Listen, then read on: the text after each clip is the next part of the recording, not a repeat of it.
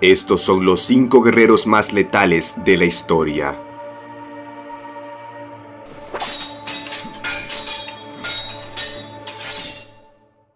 Para conocer al guerrero que abre la lista nos remontamos al año 113 a.C., año en que nació el portentoso Espartaco que, al ser de origen tracio, fue capturado y reducido a la esclavitud por el Imperio Romano. No se conoce mucho de su vida antes de esto, pero se sabe que trabajó de forma forzosa en unas canteras de yeso, y gracias a sus habilidades bélicas e impresionante fuerza física, fue comprado por un mercader para la escuela de gladiadores. Espartaco demostró ser un gladiador letal, que gracias a su habilidad en el combate siempre salía librado con la victoria en la arena del Coliseo.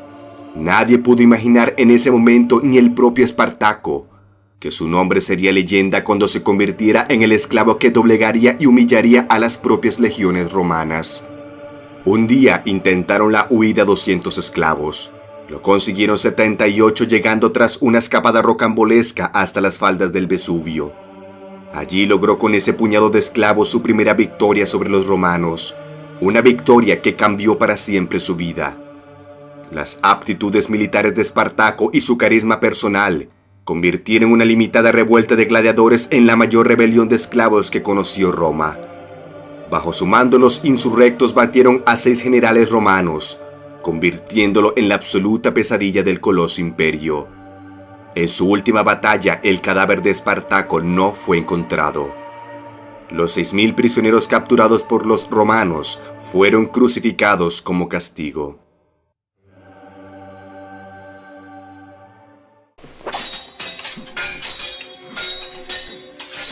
Fue y es considerado hasta el día de hoy el héroe de Escocia.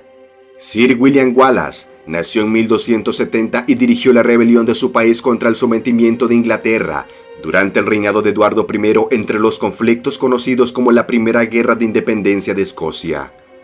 Pero William fue más que un líder, fue un guerrero casi imbatible y su sola presencia en los combates intimidaba a los guerreros ingleses. Por su enorme estatura que sobrepasaba los 2 metros, era conocido como el Gigante.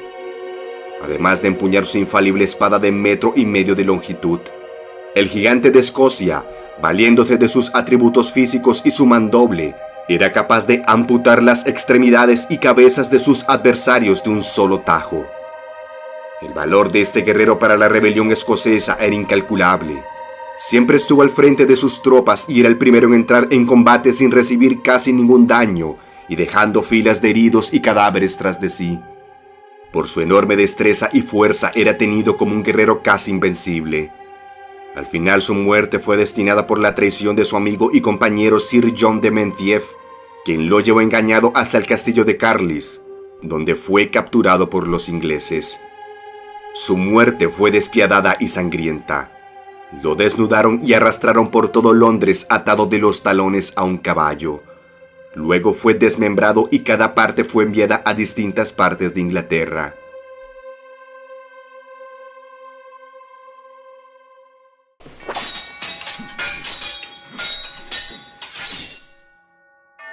El siguiente personaje emerge de la era vikinga y la cultura escandinava.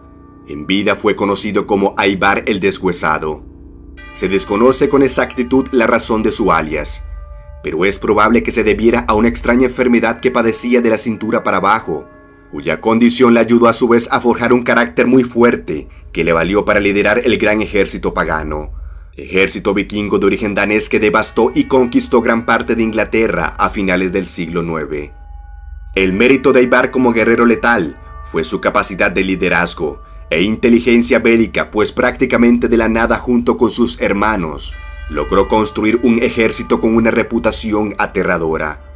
Los registros describen a Ivar el Deshuesado y a su infantería como guerreros que luchaban semidesnudos, de manera frenética y prácticamente insensibles al dolor, debido al consumo de hongos alucinógenos que los redarguía en un estado psicótico y de euforia, haciéndolos prácticamente 3 veces más resistente que un guerrero en condiciones normales. Ivar el Deshuesado encabezaba su ejército custodiado por escudos a ambos lados, y juntos barrieron y dominaron muchos territorios ingleses. Ivar el Deshuesado fue salvaje, sanguinario, formidable con la espada y el arco, y un auténtico líder que hizo de un ejército pequeño el temor de toda Inglaterra. Esto le valió para quedar en la historia como el guerrero vikingo más letal que ha existido. A partir del 870 su nombre desaparece de los registros históricos, dejando su muerte envuelta en un misterio.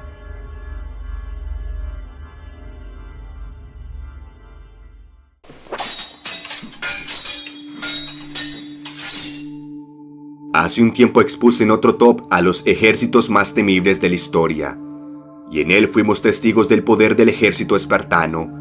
A pesar de que muchas milicias lo superaban en número y recursos, este fue uno de los más fieros en combate. Por supuesto, a la cabeza de estas impecables tropas estaba un hombre distinto a los demás en cuanto al combate y defensa del pueblo se trata: el rey Leonidas I. Quizás su mayor error fue intentar frenar la amenaza del imponente y exponencialmente más poderoso ejército persa de Jerjes I, con un número muy limitado de guerreros y contra todo pronóstico de salir victorioso.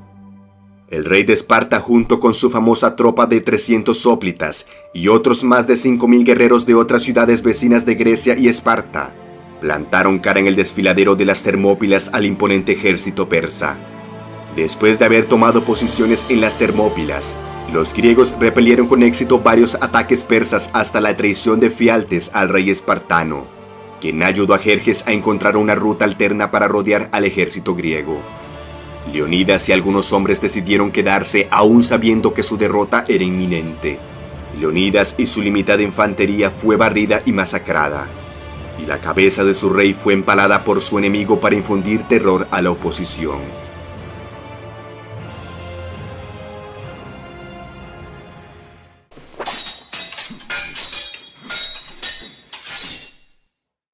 Para hablar del guerrero más letal que ha existido en la historia, debemos remontarnos a la antigua Japón, donde nació una clase élite militar que dominó con gran maestría el arco y la katana: los samurái.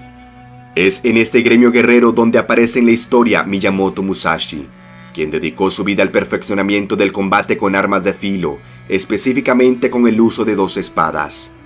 Conforme su habilidad y experiencia aumentaba, su leyenda se fue expandiendo. Cada uno de sus combates y duelos solo terminaban de una forma: con su enemigo agonizando en el suelo. Entre los 17 y los 30 años, Miyamoto ya acumulaba más de 60 de estos combates en los que no perdió ninguno, convirtiéndose en un maestro en diferentes estilos y con distintos tipos de armas. Durante esta etapa comprendió que su habilidad estaba a un nivel superior al del resto de los mortales, por lo que decidió cambiar sus espadas por 2 de madera. Este fue el acto simbólico que lo ascendió a Kensei, o Santo de la Espada. Musashi fue más que un guerrero invencible. Fue la perfecta imagen de la feroz mentalidad individualista enfocada a alcanzar la perfección de un objetivo, en este caso el manejo impecable de la espada. Siempre llevó una vida alejada de las comodidades propias de su estatus como guerrero, y se dedicó a alcanzar la perfección en el combate. Finalmente su vida se ve concluida al morir en 1645 a la edad de 60 años, solitario y encerrado en una cueva, luego de plasmar todo su conocimiento en un libro que hoy es considerado como uno de los más valiosos de la historia de Japón.